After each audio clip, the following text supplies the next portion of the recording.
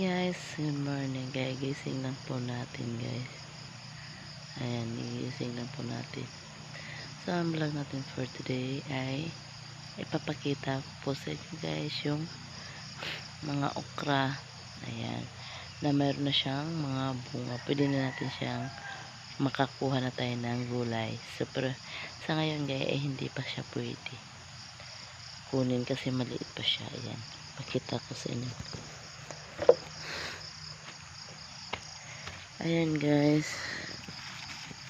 Ayan yung bunga niya. Oh. You can see guys. Ayan. Tapos ayan ba guys. Marami siya mga namumulaklak na siya guys. Ayan. May mga bunga na siya. Mga ilang araw guys. Makukuha na natin yan guys.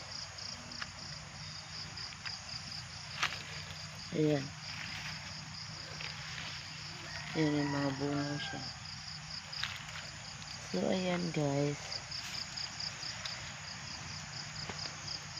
Kung nakikita nyo guys. Ayan yung mga bunga niya guys. Yan. May mga bulaklak na siya. So yan lang guys yung ating vlog for today.